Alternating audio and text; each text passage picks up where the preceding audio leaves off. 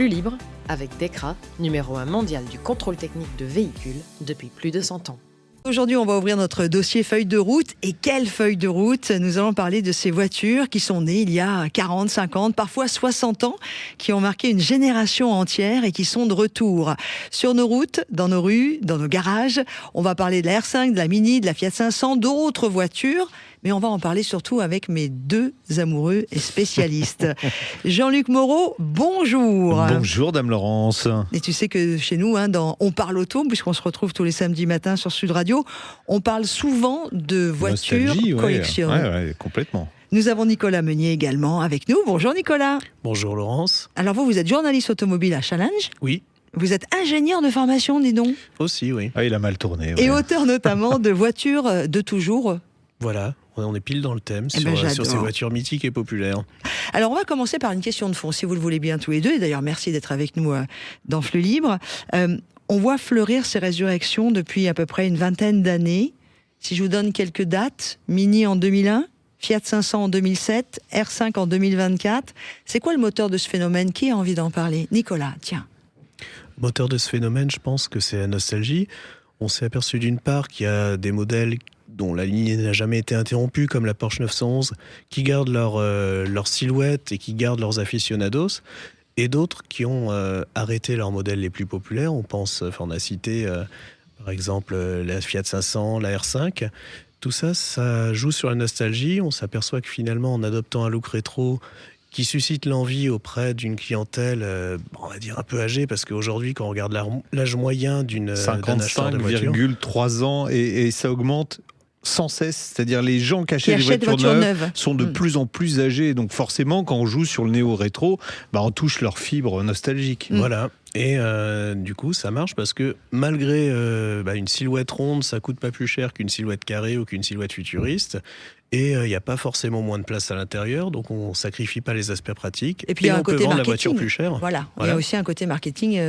On n'est pas au pays des bisounours totalement. Non, clairement pas. Alors évidemment, aujourd'hui, ce que j'ai envie de vous proposer tous les deux, c'est de vous amuser. Et on va commencer avec toi, Jean-Luc. La résurrection qui, toi, t'a marqué le plus? Alors la première historiquement de cette ligne de revival, pour parler bien français, c'est la Volkswagen New Beetle. Et j'étais au salon de Détroit en 1994.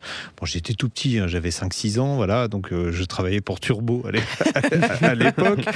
Et donc est apparu ce concept, il s'appelait le Concept One. En fait, les mecs qui avaient fait ça, ils voulaient juste se faire plaisir, parce que la coccinelle aux États-Unis, c'était tellement une légende qu'on leur a demandé un concept car pour le salon. Ils ont dit tiens, on va faire une New Beetle, puisqu'elle s'appelait Beetle aux États-Unis. Donc ils ont fait ce concept.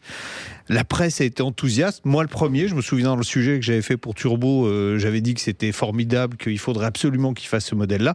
Tout le monde a embrayé là-dessus, à tel point que, comme c'était partout dans la presse, les clients sont allés chez les concessionnaires en disant on veut commander ce truc-là. Les mecs ont dit mais ça n'existe pas. Et c'est là que Volkswagen s'est dit c'est peut-être pas bête de faire cette voiture. Alors ça a pris un peu de temps, elle est sortie qu'en 98, parce qu'il a fallu industrialiser ce qui au départ n'était juste qu'un dessin. On avait fait un concept, un vrai concept, et ils l'ont industrialisé en servant comme base de la Volkswagen Golf. Gros succès. Et un gros succès. On a un chiffre à donner sur la New Beetle? Je sais pas combien de centaines de milliers de New Beetle ont été produites. Vendus. Elle était fabriquée, elle était pas très chère en plus. C'était fabriqué au Mexique dans l'usine de Puebla. Et il y a eu plusieurs générations. Et c'est fini là maintenant. Alors oui, c'est fini. C'est fini. Ça c'est fini. Mais c'était la première d'une longue série. Marqué. Voilà. Nicolas, c'est celle qui t'a marqué le plus, toi? Moi, je vais faire tout récent. Ça va être la Twingo qui est en train de sortir. Parce que ça et d'ailleurs, aussi, le pull vert de la couleur de la Twingo. Voilà. On le voit pas. Et j'avais 7 ans, moi, quand la Twingo est sortie. Donc, c'est là que je me rends compte que je suis en train de passer de l'autre côté de la barrière aussi. Et pour moi, la nostalgie, c'est la Twingo. Et c'est, je dirais, une des premières fois, si ce n'est la première fois, qu'un constructeur ose faire référence à un modèle aussi récent.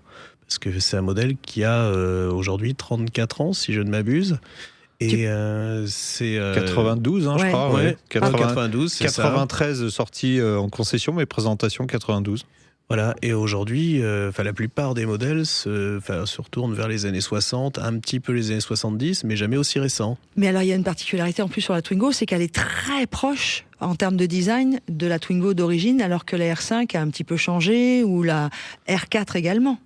C'est ça, plus on est proche en temps, plus, moins le volume, le style, les détails sont démodés, plus on peut faire le calque. On a à l'autre extrémité du spectre Koenigsegg qui a lancé il y a 2 ans la CC 850, donc c'est une voiture ultra sportive à 2 ou 3 millions d'euros, qui rend hommage à leur premier modèle qui est sorti 15 ou 20 ans auparavant. Et quand on place les deux voitures côte à côte, c'est vraiment 2 sœurs jumelles. Donc plus on est proche de l'inspiratrice en termes de temporalité, plus le style est proche. Alors, on a parlé de la Twingo, restons sur la Renault 5. Je sais que tu étais tombé amoureux du restyling, là. D'ailleurs, ça marche très bien. C'est la voiture électrique la plus vendue en France, mais c'est aussi pas loin d'être la voiture électrique la plus vendue en Europe. Un mot d'histoire sur sa grande sœur. C'est le style de quoi? De la R5 initiale. Ouais.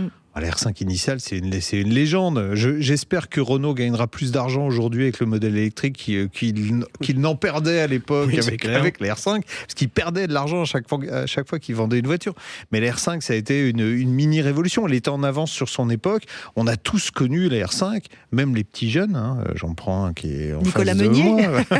De moins en moins, mais aussi. Tout le monde a connu la R5. Et c'est vrai qu'aujourd'hui, la sortie de la R5, ça a été... c'est pareil, c'était un concept qui avait été dessiné, qui était dans un coin au sous-sol, et le patron de Renault a dit mais c'est quoi ce truc-là? Et on a dit mais bon, il y en a, voilà, ils ont fait ça, mais il faut la sortir. C'est ça que j'ai trouvé génial. Ça, c'est quand Demeo est arrivé, c'était juste après le Covid. Et ça, c'est le restyling, mais la première R5. La première R5, c'est quoi, 72? C'était 72 le lancement, et je crois que c'était Gaston Bouet, c'est à peu près, je sais pas si on peut dire que c'est son seul coup d'éclat, mais c'est un designer qui est malheureusement mort assez jeune, et qui était de personnalité un peu introvertie, et il a fait un style qui était ultra simple dans ses volumes, qui a tout de suite séduit la direction. Et à l'époque, par contre, le principal trait esthétique de la R5, c'est quand même ses boucliers en plastique, et c'était pas dans le dessin initial. Et ça a été rajouté par la suite au moment de l'évolution du projet et des techniques. Et finalement, l'association de ces lignes simples et de ces boucliers en plastique était révolutionnaire pour l'époque. Ça a fait le mythe qu'est la R5 aujourd'hui. Et grosse réussite sur le relooking et la R5. Oui, elle a bien évolué. Mais il y a un modèle qui est encore plus important parce qu'il a carrément sauvé la marque. C'est la Fiat 500. La Fiat 500, pareil, c'est un concept car qui a été fait, je vais dire, pour s'amuser presque. Elle s'appelait la Trepiuno. Oh là, tu parles pas italien, toi. Essaye, Nicolas. Trepiuno. Ça veut dire 3 plus 1. Parce qu'il y avait 4 places, dont une petite place à l'intérieur, et elle reprenait vraiment la forme de la Nueva 500 de 1957. Et tout le monde a dit « Ah, c'est génial !» Alors, elle a été présentée, je crois que c'est en 2000 combien 2004, voilà. Ouais, je pense que c'est ça. 2004 à Genève. Et pareil, tout le monde est resté devant cette Fiat 500 en disant « Mais c'est génial, il faut la faire !» Et ils l'ont fait. Et là où c'est extraordinaire, c'est que Fiat allait très très mal. La voiture a sauvé la marque. Et surtout, dans les volumes de vente, ils ont complètement explosé les compteurs par rapport à ce qu'ils avaient prévu au départ. Ils avaient prévu 70 000, ils sont arrivés à 210 000 par an. Wow. Voilà. Et ils continuent de la vendre. Ouais. Et ils ont fait grandir la gamme. Elle est toujours là. Et en plus, c'était une poule aux œufs d'or parce que cette voiture était fabriquée sur les mêmes chaînes que la Fiat Panda qui valait plusieurs milliers d'euros moins cher. Donc elle coûtait pas plus cher à produire. Et donc les marges étaient phénoménales par rapport à une Panda. Alors, puisqu'on parle des petites, la Mini.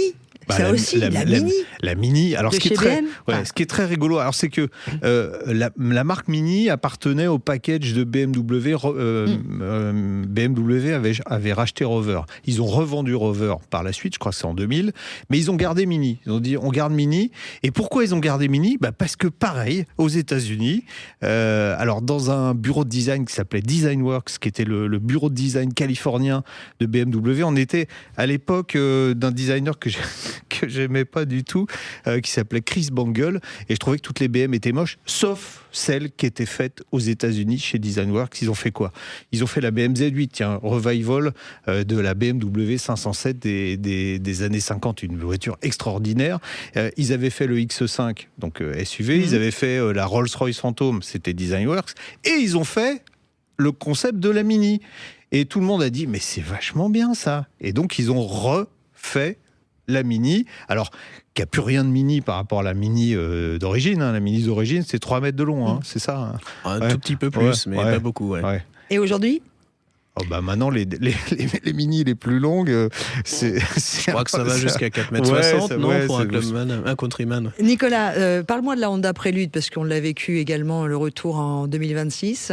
Alors là, je pense que c'est une aubaine, parce qu'en fait, on s'aperçoit chez les constructeurs japonais ces dernières années qu'il y a beaucoup de mal à trouver des nouveaux noms. Et je pense là qu'il y a eu simplement l'envie de sortir un coupé sur la base de la Honda Civic hybride.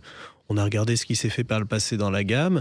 Il y avait un coupé qui s'appelait Prélude et on a simplement ajouté le nom sur cette nouvelle voiture, mais qui esthétiquement, pour moi, n'a rien à voir avec la première Prélude. Ouais. On n'a pas les yeux qui se lèvent. Non, et d'ailleurs, il n'y a jamais eu vraiment de continuité d'une Prélude à l'autre.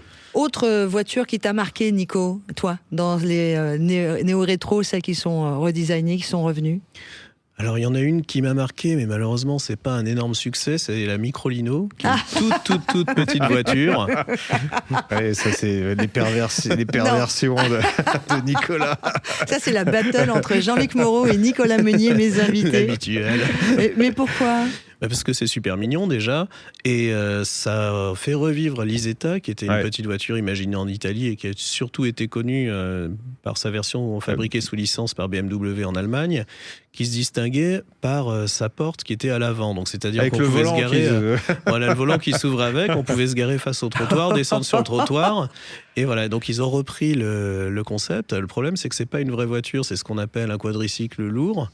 Et donc, ça n'a pas le droit d'aller sur les voies rapides, pas le droit d'aller sur les autoroutes. Donc, comme ça s'adresse quand même à des gens qui ont le permis, et qu'en plus, c'est pas donné... Attention, Nicolas, on parle de plus en plus du retour des K-Cars et les constructeurs retravaillent là-dessus. Ça se trouve, elle va revenir, votre micro. Ouais, mais c'est un peu cher par rapport à la polyvalence de la voiture, c'est un peu cher. Mais cela dit, il y a pire.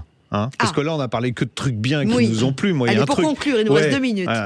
Tiens, la voiture la plus épouvantable que j'ai jamais essayée, c'était quand même une réédition d'une légende. La Citroën Méhari, ça a été une légende, on est tous d'accord. Ouais. Et quand Citroën a voulu sortir la e-Méhari, en fait, ils ont pris une Bolloré Blue Car et ils ont essayé de la transformer en Méhari.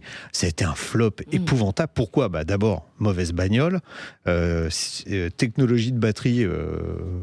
catastrophique. En impasse. C'est la batterie qui s'auto-digère, c'est-à-dire qu'elle consomme plus quand elle est à l'arrêt que quand elle roule, la voiture. Donc il faut la garder branchée 24 heures sur 24. Sans compter les pannes, il fallait 10 minutes pour enlever la capote et les trucs. Voilà, ça s'est pas vendu, et tant mieux. Mais par contre, ils ont cramé le nom de Méhari et ça, c'est dommage. Alors, une question à tous les deux pour conclure notre dossier. Ta voiture préférée, restylisée, celle qui est de nouveau avec nous aujourd'hui ? La BM 507, mais c'est un peu plus de 10 ans, mais bon... D'accord. Voilà. Ça, c'est la voiture préférée de Jean-Luc Moreau. La Z8, qui est le revival de la 507. D'ailleurs, j'aimerais bien les deux dans un garage. Ok. Voilà. Ça, voilà, l'annonce est faite. Nicolas Meunier. Moi, je vais faire un garage à 2 revivals dans ce cas-là, avec la Twingo pour tous les jours et la Koenigsegg dont je parlais tout à l'heure, là, pour les balades. Une. Tu ne peux pas t'empêcher. Hein. C'est pas ça, non, parce toi aussi, tu as fait un garage à 2 voitures. Donc, du coup, je t'ai copié. Toi, tu as fait 2 voitures, mais elles sont chères. Elle est chère, là. Il y en a une qui n'est pas donnée. La Koenigsegg, oui. Oh, oui. Bon. La BM de 507, c'est pas donné non plus. Ouais, c'est 1 million. Ça va. Voilà, moi, je suis qu'à 2 ou 3. Et vous, à ce prix-là, au prix Welber. Nous écoutez, n'hésitez pas sur les réseaux sociaux et sur le YouTube de Flux Libre de nous dire quel est votre revival préféré. Merci à vous deux. Merci, Nicolas Meunier. Merci Laurence. On rappelle le dernier livre que tu as signé ? C'est Voiture d'exception, 100 voitures d'exception. Il n'y a pas la Microlino, par contre. Non, mais il y a Merci l'ami Jean-Luc. Merci Dame Laurence. On se retrouve samedi matin, tous les samedis matins. Sur Sud Radio, tous les samedis matins. De 10h à midi. C'était Flux Libre avec DEKRA, numéro 1 mondial du contrôle technique de véhicules depuis plus de 100 ans.